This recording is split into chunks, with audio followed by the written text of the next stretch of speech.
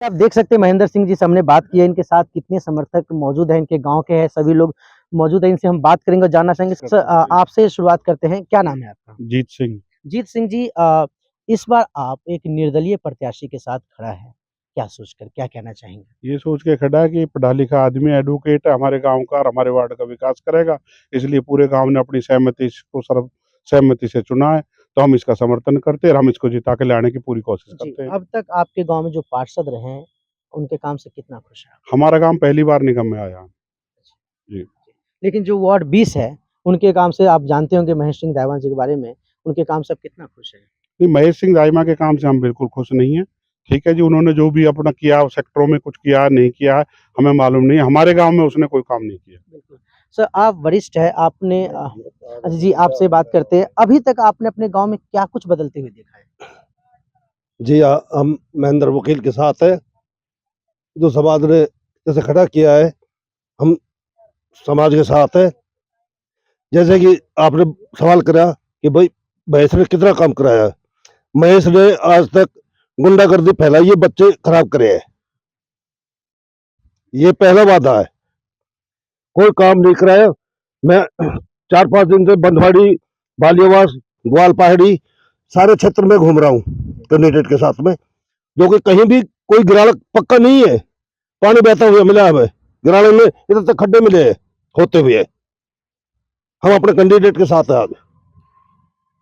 बिल्कुल, तो देख सकते हैं आपकी काम से नाखुश होने के बाद निर्दलीय प्रत्याशी के साथ खड़े हैं। जी सर, क्या नाम है आपका? क्या कहना चाहेंगे? मेरा नाम अनिल दायमा है। जी। हम तो यही कहते हैं कि अपने वार्ड में हम अब खड़े हैं, चुनाव लड़ रहे हैं और हम पब्लिक से रिक्वेस्ट कर रहे हैं कि हमको भारी से भारी मतों से विजय बनाए और हमारा स्कूटर का निशान है, जिससे कि हमको भारी मतों से विजय बना के सफल बनाए। बाकी वार्ड का सुरक्षित हम आगे काम करें और बढ़िया जनहित में रहें।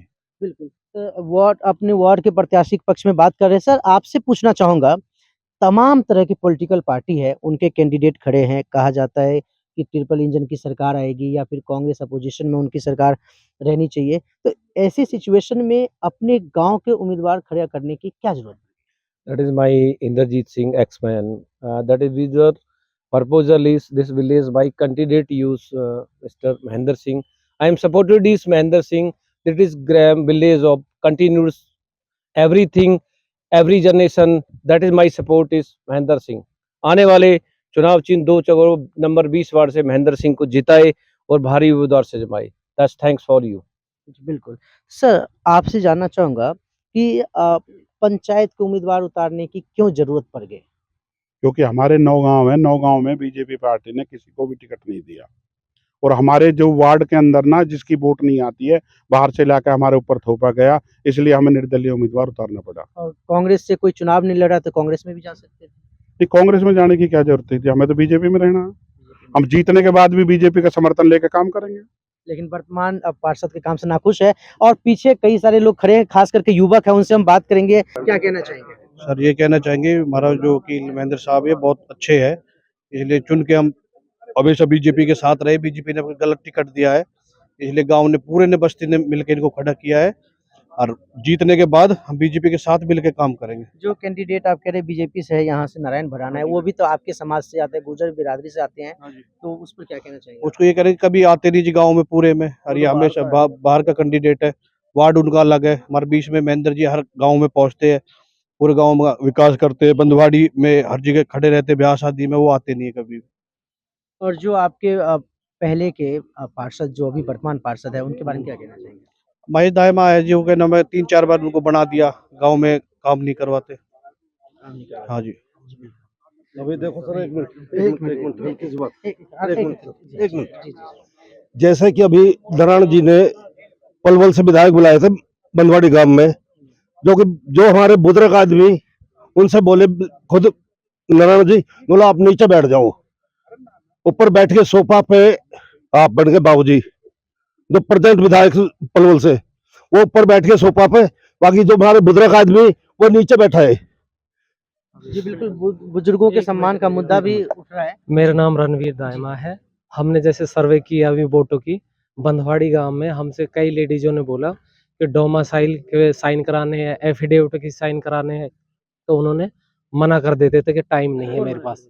महेश दाइमा जी, तो ये हमको सर्वे में पता चला था जो कि बालेवास में भी कई लोगों ने बोला था, बंधवाड़ी में भी बोला था, जो कि बैरमपुर में भी कई लोगों ने बोला था कि भाई ऐसा होता था कि वो किसी के टाइम नहीं देते थे, ना कोई फ़ोन उठाते। बंधवाड़ी में ये कभी वोट माँगने के लिए भी गए थे, तो वहाँ पे इन्होंने वहाँ पे उनको बोला कि फ़ोन ही नहीं उठाते थे, आज 5 साल में आप कैसे आ गए?